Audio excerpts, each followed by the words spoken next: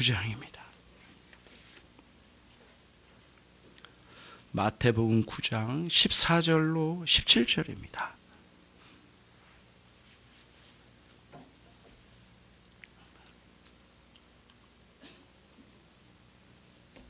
제가 한 절, 여러분 한 절. 마태복음 9장 14절. 그때에 요한의 제자들이 예수께 나와 가로되 우리와 바리새인들은 금식하는데 어찌하여 당신의 제자들은 금식하지 아니하나이까?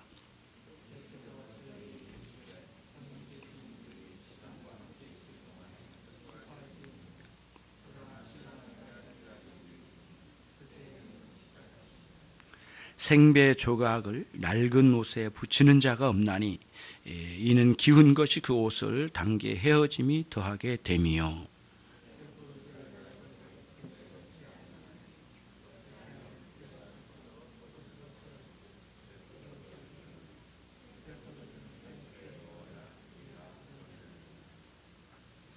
아멘. 17절까지.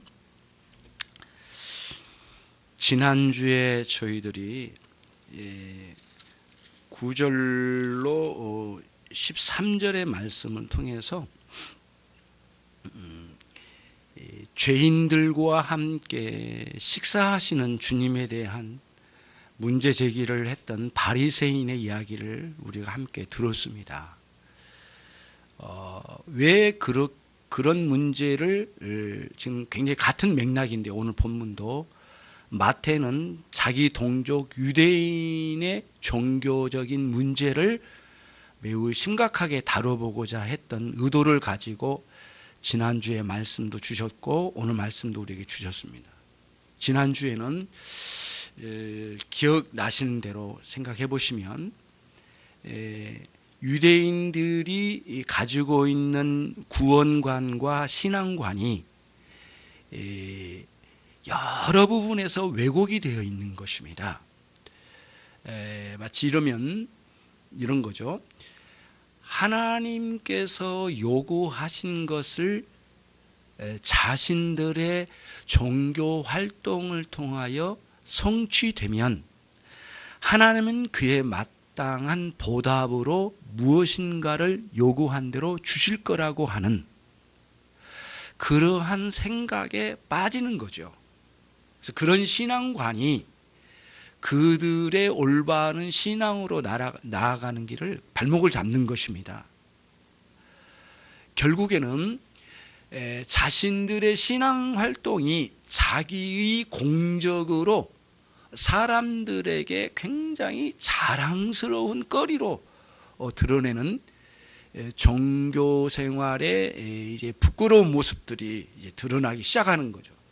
그러면서 거기서 자신들은 하나님이 매우 특별하게 인정해 준 사람이지만은 저렇게 죄인들과 세리들은 하나님이 전혀 외면하고 버릴 존재들인데 어찌하여 그들과 함께 식사할 수 있겠는가? 그래서 예수님께서 선지자로 오셨다면 죄인들과 함께 식사할 수 있는 문제인가?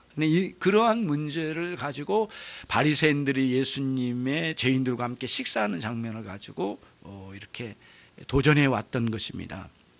그때 예수님께서는 그의 답변이 뭐냐면은 주님의 답변은 유대인들의 왜곡된 신앙관과 구원관에 대하여 참다운 구원과 신앙관을 주님께서 말씀을 통하여 넌지시 표현해 주신 내용들입니다.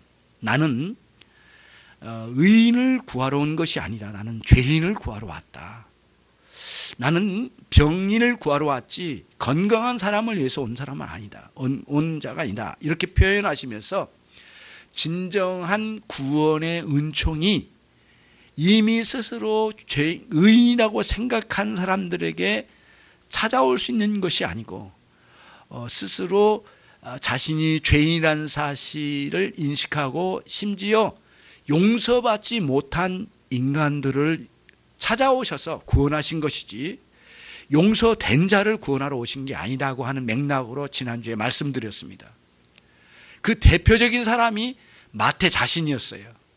자기는 특히 모케스라고 하는 세관원이었는데 세리들 중에서도 가장 외면당하고 완악한 존재라고 인식되어진 모케스, 세관원으로 있는 자신을 그대로 표현하면서 내가 그 그러니까 세관에 앉아 있을 때 주님이 이렇게 꿰뚫어 보시고 그를 불러냈다고 이렇게 표현되어 있는 장면에서 자기는 모케스, 다시 말하면 세관원, 가장 악랄하고 더러운 배신자와 같은 존재로 나는 살았었고 유대인 누구도 용서되지 못할 거라고 생각했던 내가 그분에 의해서 용서받은 죄인이 됐다. 용서받은 주님의 종이 됐다. 그리고 자기는 사도로 부름받았다는 것을 거기에 아주 예리하게 표현해 주면서 유대인들이 그토록 생각했던 스스로 자기가 종교적인 활동을 통하여 하나님께 자격을 갖춘 이후에 하나님께 부름받을 수 있을 거라고 하는 오도된 그러한 종교관, 이것에 대한 잘못된 것을 마태가 고발했습니다. 그 내용이 지난주에 이제 내용이었어요. 상당히 같은 맥락을 가지고 내려온 건데요. 이번에는 바리새인들이 아니라 세례 요한의 제자들이 나왔습니다. 그리고 제자들에게 물은, 예수님의 제자들 사도들에게 물은 게 아니라 예수님께 직접 물은 내용입니다. 세례 요한의 제자들 중에 일부는 예수님의 제자가 됐죠. 사도 요한 같은 사람이 그런 사람이었어요. 그런데 아직도 여전히 세례 요한의 제자들 가운데는 예수님을 메시아로 인정하지 못한 거예요. 받아들일 수가 없는 상황이었던 거. 아직은 이제 이 문제 풀리지는 않았죠. 그 중에 일부들이 이제 세례 요한의 제자들이 금식의 문제를 가지고 예수님께 이제 질문을 한 겁니다. 왜 당신의 제자들은 금식하지 않습니까? 이런 질문을 던지는 거예요. 예. 금식의 문제라고 해서, 금식이라고 하는 것은 유대인들에게서는 일반적으로 가장 종교 행위에 가장 뛰어난 행위 중에 하나의 요소예요. 그러니까 유대인들의 종교관의 최고의 자랑거리 중에 하나가 금식이었단 말이죠. 그러니까 유대인들이 어떤 신앙관과 그런 구원관을 가지고 생활을 했는지를 이미 여실히 드러내 보여준 장면이거든요. 우리는 이렇게 금식합니다마는 당신의 제자들은 왜 금식하지 않습니까? 이렇게 됐고, 마가복음과 누가복음에는 조금 더 거기다가 한 단을 넣어가지고 우리는 자주 이렇게 금식하는데 당신의 제자들은 왜 자주 금식하지 않습니까? 라는 질문을 던져요.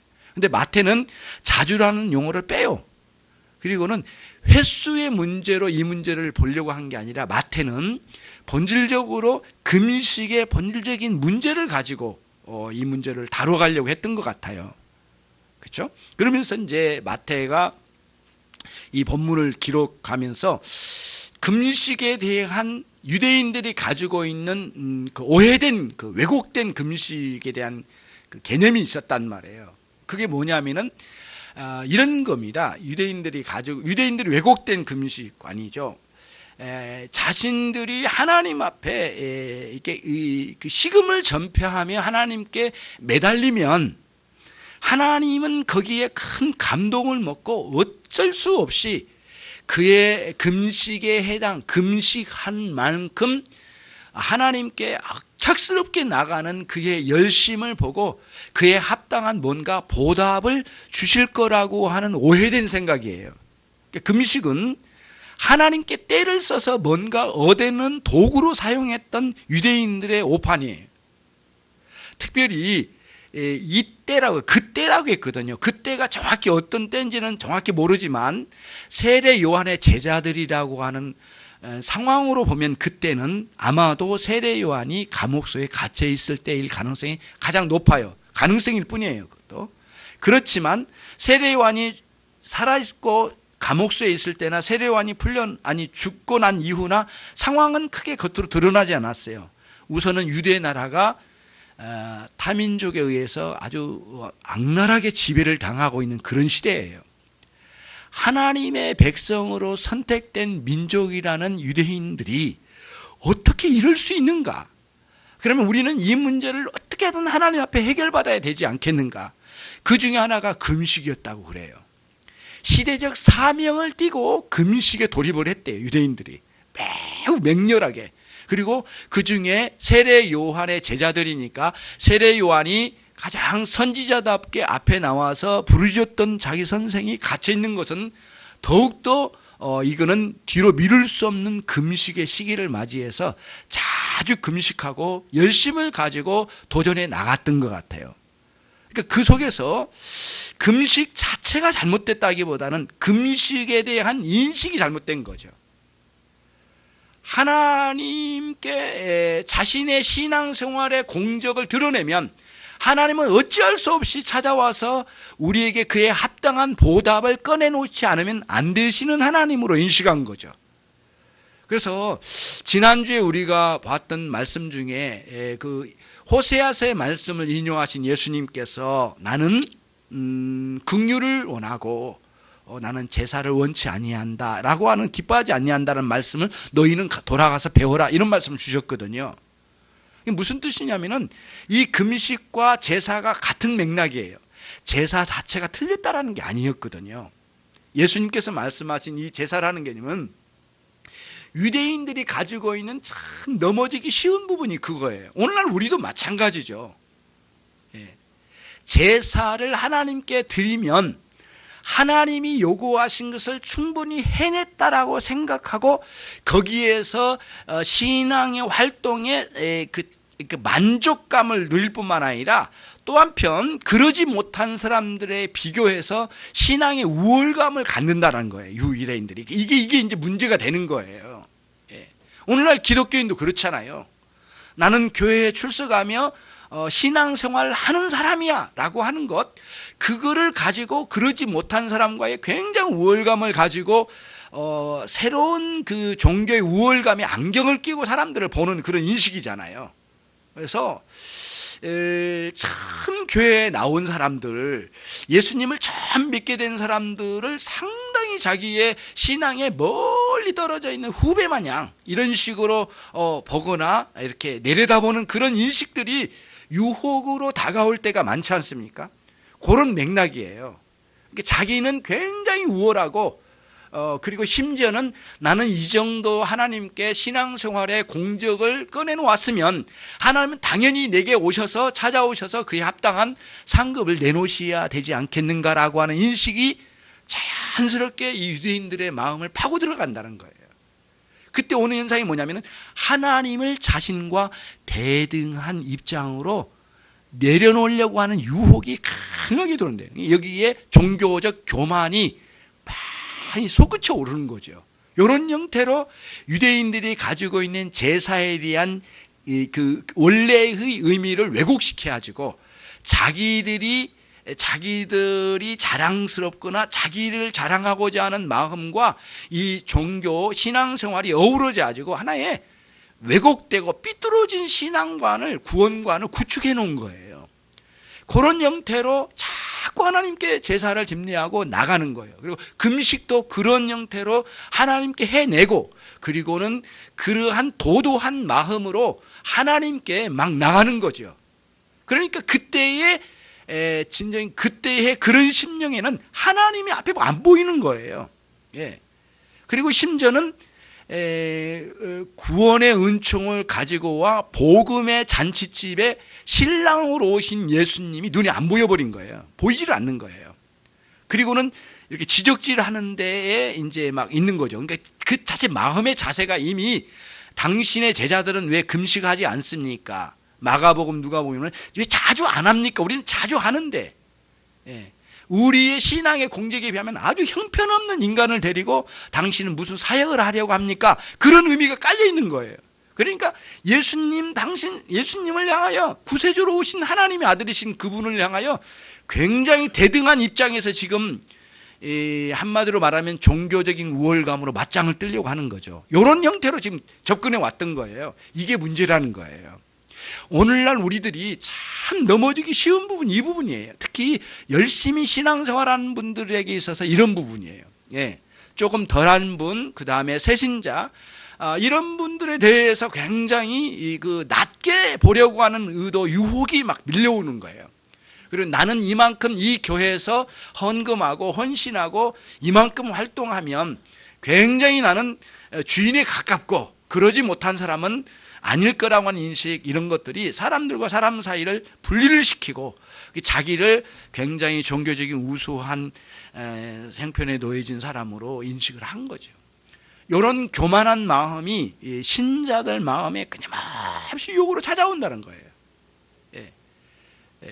그때에 우리 주님께서 이 본문에 이제 말씀을 해주신 거예요. 그러니까 종교적 열심과 왜곡된 금식관, 그다음 신앙관, 그 구원관으로 찌들어 있는 이 사람들이 이렇게 접근할 때 주님 말씀하신 거예요. 혼인집 손님들이 신랑과 함께 있을 동안에 라고 하는 말씀을 통해서 예수님 당신 자신이 혼인집에 신랑으로 오신 분이고, 그리고 그 신랑을 그토록 기다렸던 혼인집의 사람들이 드디어 신랑이 오셔서 함께 이 복음의 잔치, 구원의 잔치에 참여해서 너희들이 보기에는 가짜네 보이고, 너희들이 볼 때는 금식도 안 하고, 너희들이 볼 때는 아주 보잘것없는 인간처럼 보일지는 모르지만은 그토록 기다렸던 메시아이신 당신 자신이 오셔서 그 오신 것을 보고 깨달아 함께 이 잔치집에 참여하고 있는 이 제자들이라는 사실을 너는 눈 떠 봐라. 그런 의미로 주님께서 말씀을 해주신 거예요. 여러분, 신앙의 교만은 굉장히 위험하게 가장 열심히 가는 것 같은데도 가장 삐뚤어진 상태로 주님과의 만남을 상실해버려요. 요게 이제 우리들이 위험성이, 우리 신앙생활하는 과정 속에, 그래서 회개하지 못하고 여전히 죄 가운데 있는 사람들을 그 신앙의 이런 그 시야로 자꾸 내리 깔아보는 그런 형태로 갈 가능성이 굉장히 많아요. 그런 유혹을 이겨낼 수 있는 일이 돼야 된다는 거죠. 그러니까 누구든지 이 세례 요한의 제자들이나 바리새인과 같은 이러한 유혹이 없을 수가 없다는 거예요.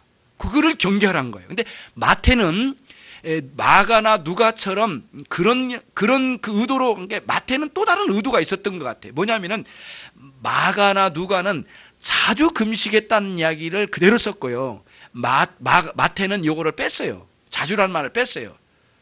이게 무슨 뜻이냐면은 그 금식의 횟수로 접근해서 이 말을 할 게 아니라 그럴 필요가 없다 이거죠. 마태는 금식의 횟수로 이 문제를 지금 이야기하려고 한 게 아니라 금식의 근본적인 의미를 그대로 전달해 줘야 되겠구나.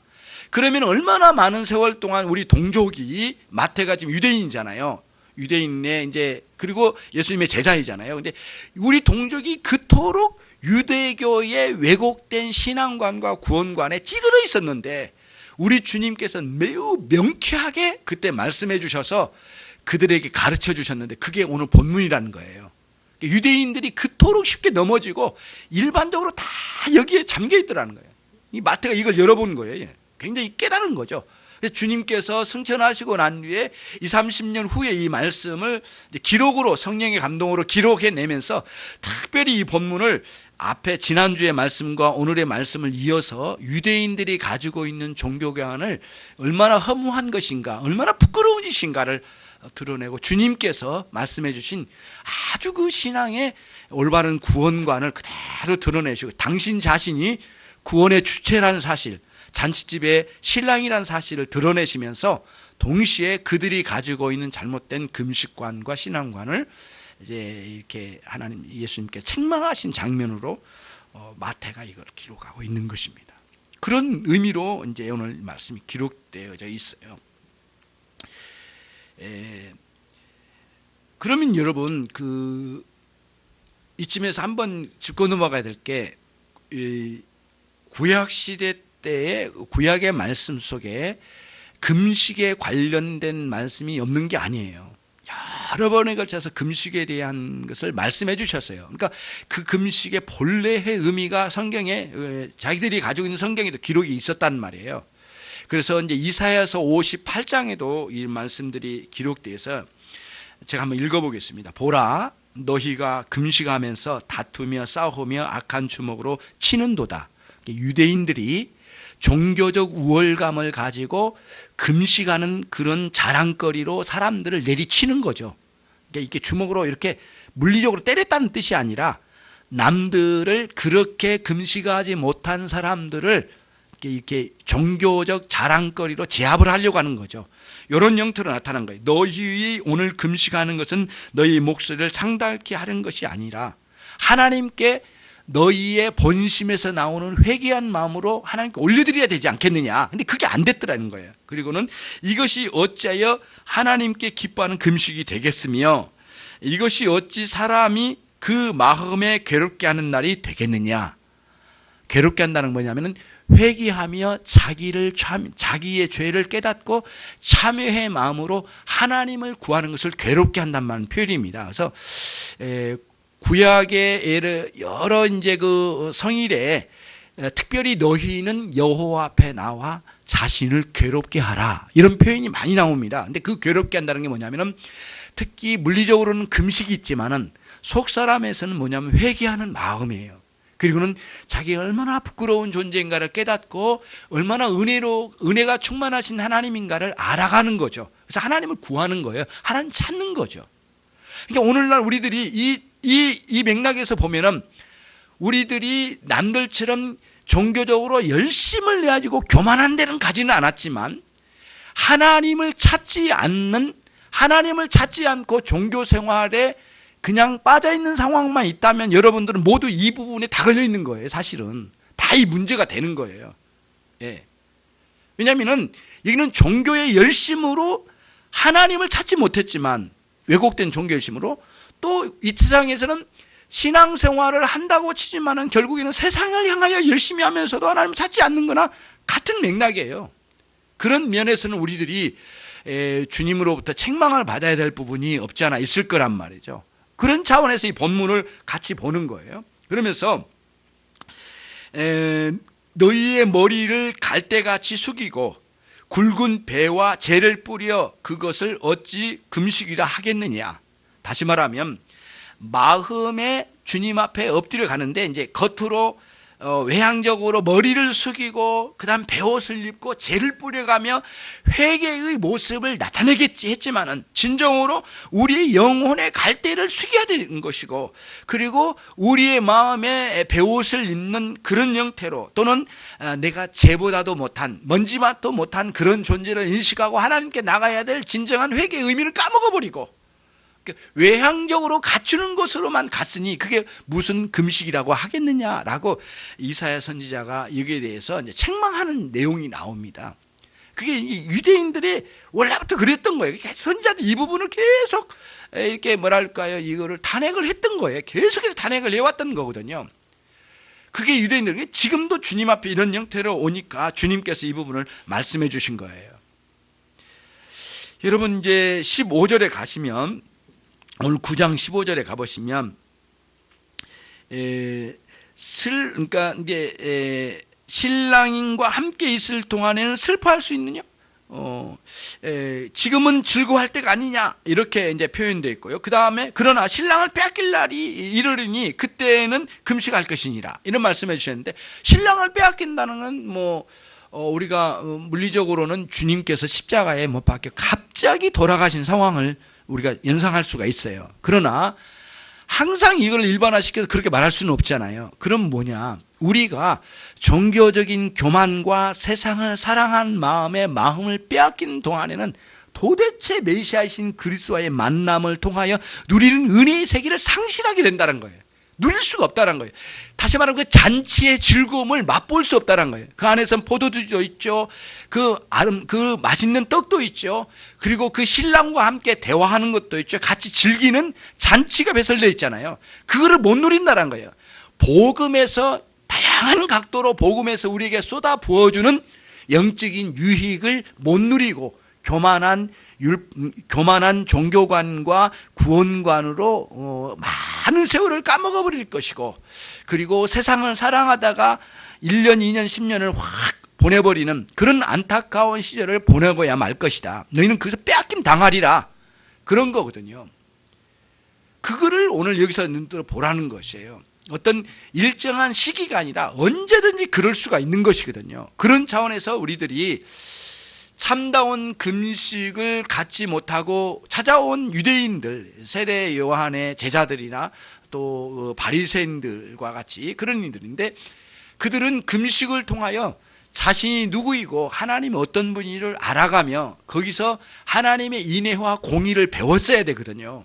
하나님이 이토록 큰 죄인을 용서하신 하나님을 알아가면 그와 같은 마음을 가지고 인애와 공의를 가지고 주변의 사람들에게 흘려보내야 되는 것이 금식인데, 오히려 금식을 통하여 사람들을 이렇게 속단하고 그들의 신앙을 자로재고, 그리고 거기 못 미치면 정죄하고, 그리고는 사람 취급하지 않는 이런 형태로 나갔던 신앙관의 오류가 얼마나 폐단을 많이 가지고 오겠는가, 이거를 지금 주님께서 말씀해 주신 거예요. 그동안에는 너 자신도 그 금식의 행태나 그런 구원관으로 너 자신도 생명적으로 하나님의 은혜를 누리지 못하고 그런 참으로 부끄러운 가운데 나락으로 떨어지고야 말 것이라는 거예요. 예. 사람들이 그로 인해서 상처받는 것은 두 번째고, 너 자신이 그런 상황 속에서 은혜를 상실하는 아주 슬픈 나날을 보내고야 말 거다. 신랑을 빼앗겨버린 거예요. 구세주 대신 그리스도와의 사귐을 누리는 이 사귐을 빼앗기는 거죠. 사도 요한이 요한 1서를 기록하면서 이런 표현을 써요. 우리가 이 복음을 너희들에게 전함은 너희로 하여금 우리와 같은 사귐이 있게 하려 함이라. 이 사귐은 하나님 아버지와 우리 주 예수 그리스도와의 교제니라. 교제. 하나님 아버지와 우리 주 예수 그리스도와의 사귐, 교제가 있다는 거예요. 그 사귐을, 그러니까 다시 말하면 영생을 누리는 것은 하나님을 아는 것과 우리 주 예수 그리스도를 아는 것인데, 안다고 하는 것은 누림을 의미합니다. 경험을 의미하고 생동감 있게 그 하나님이 누구시고 내가 누구이며 그분 앞에 엎드리고 그분은 어떻게 은총을 내려주시고 그 다음에 우리의 문제의 사안을 가지고 나갈 때마다 하나님은 어떻게 그 문제를 어루만져 주시고 풀어내시며 만져주시고 인도하신지, 그리고는 영원토록 나를 떠나지 아니하시고 함께 하신 하나님으로 늘 인식되게 하시고 그 안에서 마음껏 생명을 누리면서 살아갈 수 있는 이 위대한 신앙의 여정에 그런 왜곡된 신앙이 개입되면 결국에는 우리 자신이 누려야 될 그 생명을 누릴 기회를 다 앗아갈 것이고, 주님과의 만남에 신랑과의 만남을 가져야 될 하나님의 나라의 신부로서의 모든 걸 상실한다면 이거보다도 더 비극적인 일이 어디에 있겠느냐 이거예요. 주님은 그거를 지적하신 거예요. 예. 그래서 지금 이 순간 너는 누리고 있느냐? 신랑과 함께 잔치집에서 너희도 함께 들어와 누려야 될 판인데 참 아쉽게도 너희는 누리지 못하고 있다, 이런 표현을 주님께 쓰시면서 어떤 면에서는 너희도 제대로 깨닫고 이 안으로 들어와서 함께 잔치집에서 포도주도 마시고 함께 식사도 하면서 신랑과 함께 마음껏 은혜를 누리라, 이런 표현으로 복음 잔치에 초대하는 면도 어떤 면에서 있는 것이죠. 저와 여러분이 어느 부분에서 넘어졌는지는 모르지만 1년, 2년, 3년 몇 개월입니까? 주님과의 은밀한 은혜의 세계를 못 누리고 있다면 다 지금 세례 요한의 제자들이나 바리새인과 같은 상황에 얼마든지 놓여져 있을 수 있다는 거예요. 예. 그리고 우리는 그 원인이 밖에 있는 게 아니라 우리 안에 있는 거예요. 항상 그런 맥락으로 주었거든요. 유대인들의 여러분 항상 이런 식으로 말했어요. 우리에게 물 안 주고 우리에게 식량 안 주니까 죽겠다고 말해요. 못 살겠다고 말해요. 그때마다 하나님께서 그러신 거예요. 내가 만나를 주었다. 이렇게 만나를 주시면서 하신 말씀이 그거예요. 너희들은 못 먹어서 죽겠다고 하고 너와 나 사이에 관계가 없는 것처럼 이렇게 말하는데, 사실은 내가 너희들에게 만나를 주었는데 만나를 통해서 준 것은 뭐냐면은 사람이 떡으로만 사는 것이 아니라는 것을 말해주고 싶었다 내가. 그리고는 하나님의 입으로 하는 모든 말씀으로 살 것이냐. 다른 표현으로 말하면 하나님께서 우리와 대화하시고 하나님 찾아오시고 우리에게 은혜 베푸실 때 우리 또한 그분께 반응하여 그분과 사귐을 누리면서 영생을 누리는 세계를 있게 하기 위하여, 그게 무엇인지를 알게 하기 위하여 내가 만나를 너희에게 내려줬느니라, 이렇게 말씀하셨거든요. 신명기 8장 3절의 말씀, 그런 말씀을 주셨어요. 내가 왜 그토록 고생스럽게 너희를 여기까지 끌고 온 줄 아느냐, 그거를 너희 속에 인식시키기 위하여라고 말씀해 주셨어요. 유대인들은 그때마다 계속 문제는 밖에 있습니다. 떡이 없어서 문제입니다. 누가 안 도와줘서 문제입니다. 우리는 뭔가 돈이 없어서 문제입니다. 내가 세상에 지위가 없어서 문제입니다. 뭔가 밖에 환경의 문제를 자꾸 아우성쳤는데 하나님은 너희 안에 하나님의 말씀이 없음. 요거를 말씀하신 거거든요. 그렇게 해서 계속 있어요. 오늘도 마찬가지예요. 예. 외향적인 자기의 신앙의 활동으로 가지고 가서 하나님께 뭔가 하나님께 뜯어내려고 하는 그런 심보, 이런 마음의 태도로 종교심을 가졌다면 이거야말로 100년, 수백 년을 지나도 변함없는 신앙에 머물러 있을 거예요. 그걸 빨리 깨야 되거든요. 하나님 그런 분이 아니시란 말이죠. 항상 하나님 우리를 함께 하신 하나님이에요. 더 크고 영광스러운 모습으로 함께 하시잖아요. 임마누엘 하나님 항상 우리와 함께 하시고 우리를 이끌어내시고 때로는 말씀으로 가르쳐 주시기도 하고 때로는 야단치시기도 하고, 그래서 회개를 일으켜 주님 우리에게 손을 내밀어 잡아주시고 함께 해주시면서 끝없는 위로가 주님으로부터 오는데 그거를 거절하고 뭔가를 가지고 와서 거기에 보답으로 내놓으셔야만 하는 하나님으로 찾아오니까 하나님과의 만남이 이루어지지 않는 거예요. 종교 활동은 열심을 했지만은 거기에 주님과의 눈과 눈이 만나가지고 서로 스파크가 일어난 그런 게 없는 거예요. 만남이 없는 거예요. 그래서 하나님께 마음을 내어놓고 회개하는 마음과 하나님을 즐거워하는 마음이 내 안에서 사라진 이유가 무엇인가의 문제에 대해서 오늘 말씀을 통해서 우리에게 교훈해 주신 거예요. 그런 맥락으로 이 본문을 여러분과 제가 같이 보기를 원해요. 그 다음 16절입니다. 같이 한번 읽어보겠습니다. 생배 조각을 낡은 옷에 붙이는 자가 없나니 이는 기운 것이 그 옷을 당겨 헤어짐이 더하게 됨이요.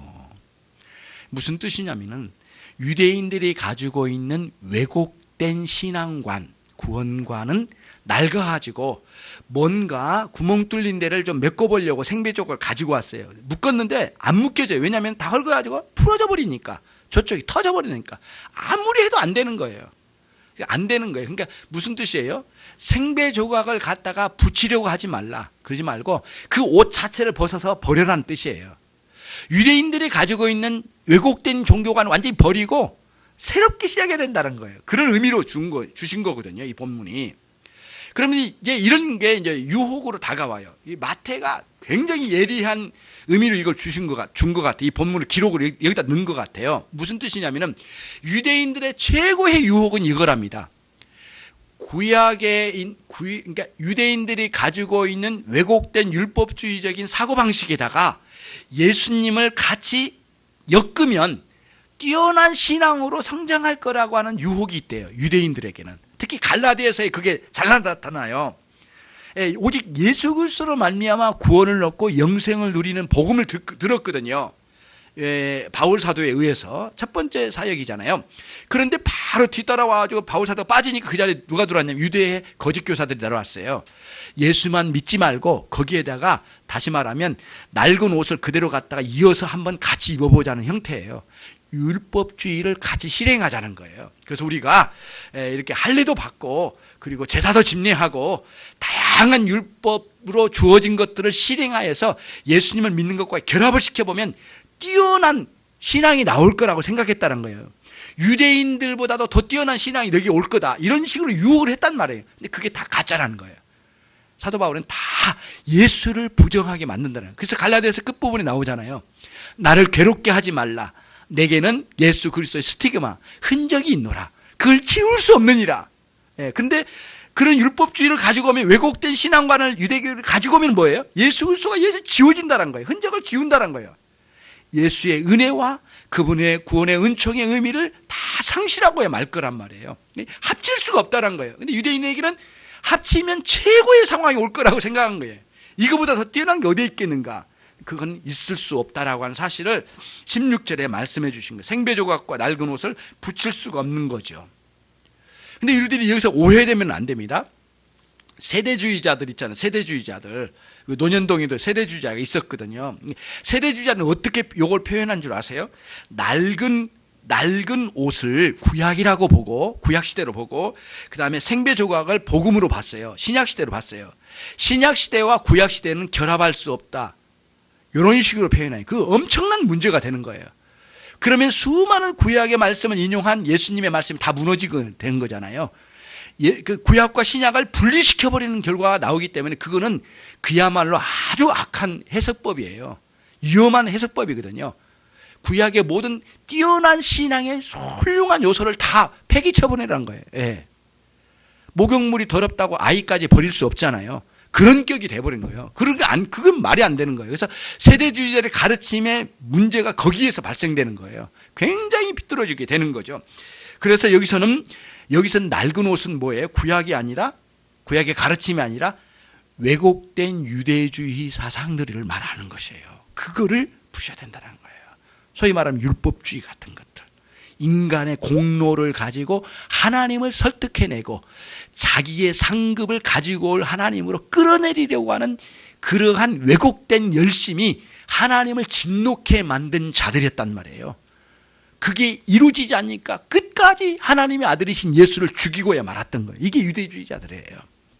그거를 오늘 이 본문에서 이런 보면서 우리들이 이 왜곡된 신앙관이 얼마나 우리를 잘못된 대로 끌고 갈 수 있는가를 열심히 보여준 장면이에요.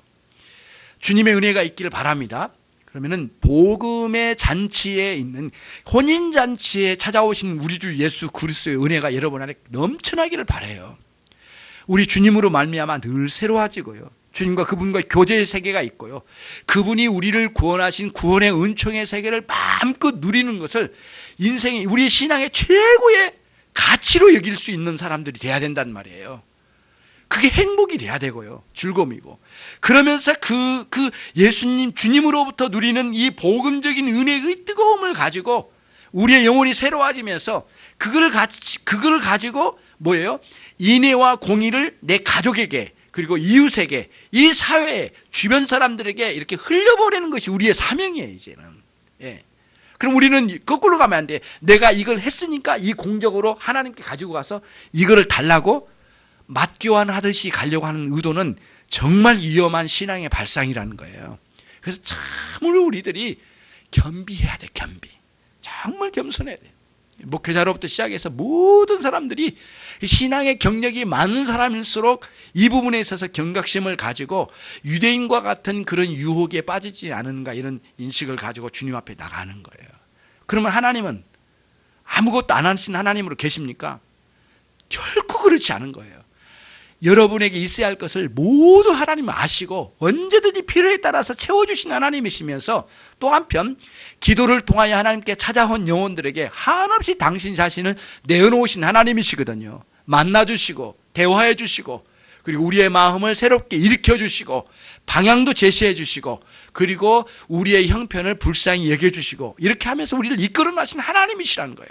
그래서 그 하나님을 마음껏 은혜의 관점에서 마음껏 그분을 누릴 수 있는 신앙의 세계를 구가해야지 우리가 이만큼 했으니까 이만큼 주십시오 하라는 이런 식으로 막 나가는 종교관이야말로 엄청나게 문제가 막 되는 것이죠. 그런 관점이에요. 그래서 우리들이 기도할 때도 뭔가를 구하는 기도할 때도 위험성이 거기에 있어요.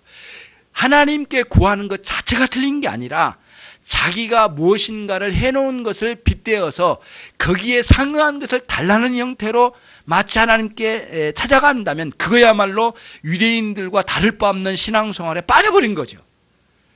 거기에서 우리들이 기도는 기도답지 않게 떨어져 버리고 신앙은 신앙생활답지 않게 나가 떨어져 버리면서 하나님과의 관계는 무너지고 자꾸 자기의 공적을 나타내면서 그거 주시지 않은 거에 대해서 불평하고 원망하고 하나님을 향해서 삿대질하는 그런 형태로 사람들이 막 나가는 거예요. 그러니까 기도를 하라고 하면 원망의 눈물밖에 없지 진짜 회개의 눈물은 어디로 가버린 거예요.